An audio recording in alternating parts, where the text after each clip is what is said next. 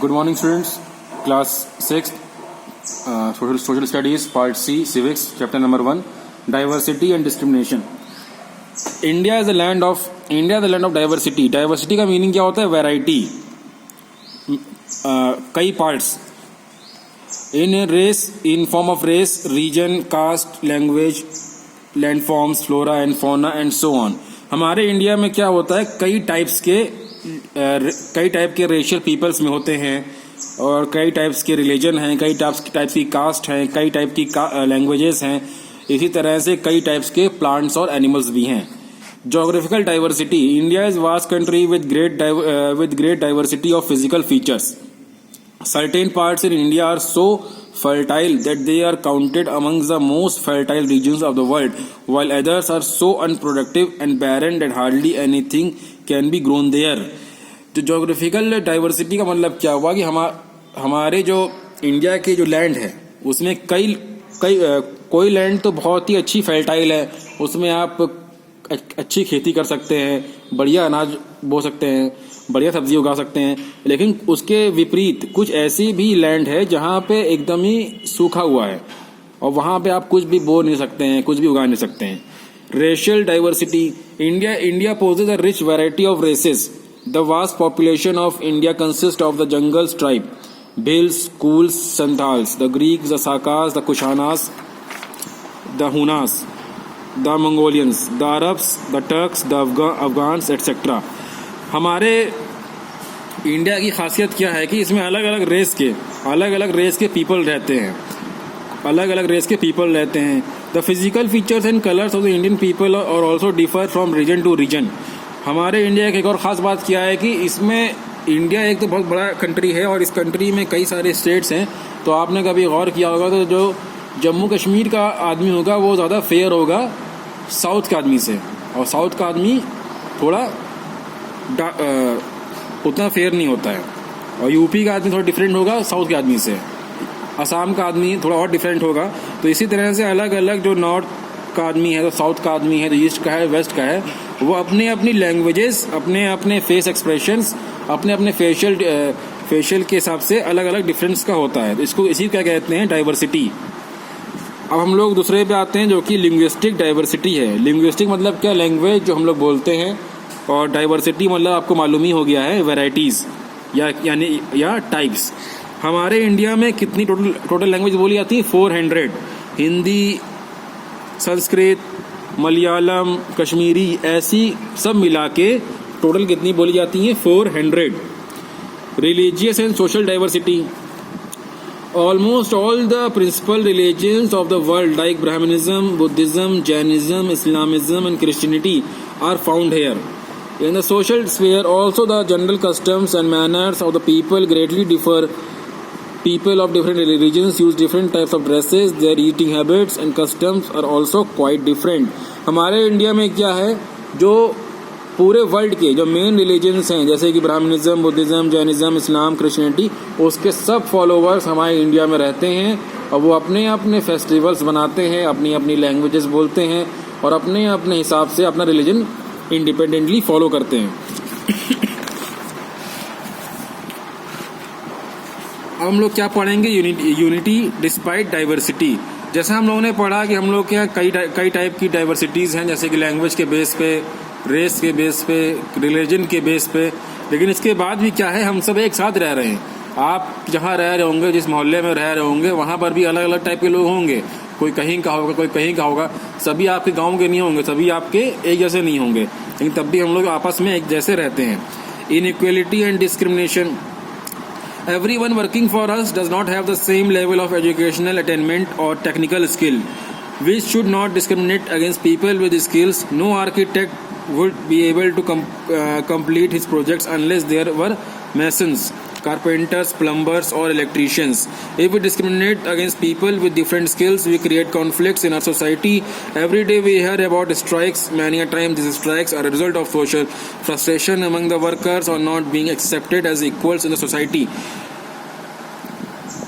Inequality and discrimination. देखिए, जहाँ पे इतने सारे डिफरेंट टाइप्स के पीपल्स रहते हैं तो वहाँ पे क्या होता है, अलग अलग पीपल्स का अलग अलग प्रोफेशन भी होता है. अब कोई आदमी क्या है, मालिक है, तो कोई आदमी क्या है, सर्वेंट है, कोई आदमी मिल का ओनर है तो कोई आदमी उसी के यहाँ मिल्क में कौन है, वर्कर है। लेकिन इन किसी के बीच भी डिस्क्रिमिनेशन नहीं होना चाहिए, इनइक्वलिटी नहीं होना चाहिए। अब मिल्क का ओनर जो है वो तो सिर्फ मालिक है, लेकिन मेन काम कौन करता है, लेबर काम करता है। तो लेबर के जो राइट्स हैं उस पर मिल्क ओनर को ख्याल रखना चाहिए। इसी तरह से जो आर्किटेक्चर होता है वो घर तो बनवाता है, लेकिन उस पर काम कौन करता है, मिस्त्री करते हैं, लेबर करते हैं, कारपेंटर करते हैं, प्लम्बर्स करते हैं, इलेक्ट्रिशियन करते हैं। इसी तरह से आर्किटेक्चर का जो प्रोफेशन है वो तो इलेक्ट्रिशियन और प्लम्बर से अच्छा है, लेकिन इसका मतलब ये नहीं है कि आर्किटेक्चर को इलेक्ट्रिशियन, कारपेंटर या मिस्त्री के मजाक उड़ाना चाहिए, बल्कि सबको बराबर रहना चाहिए। Right to equality, equality before law. Right to equality, equality before law.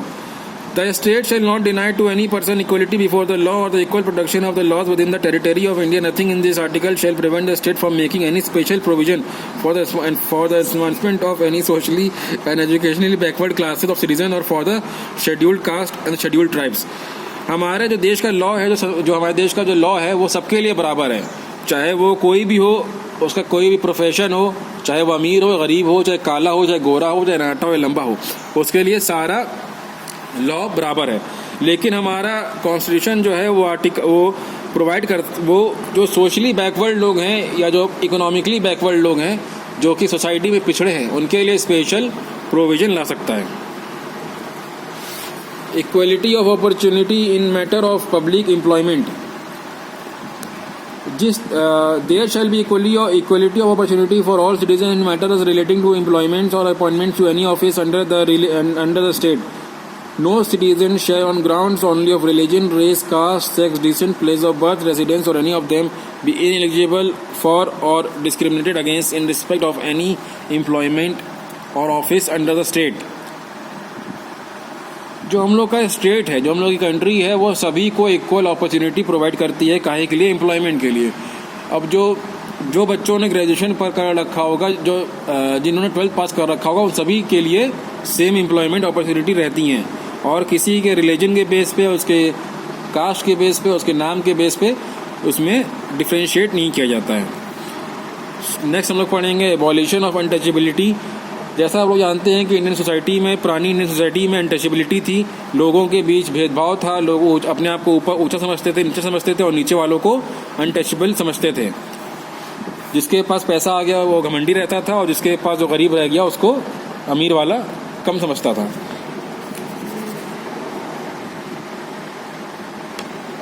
Out constitution respect diversity.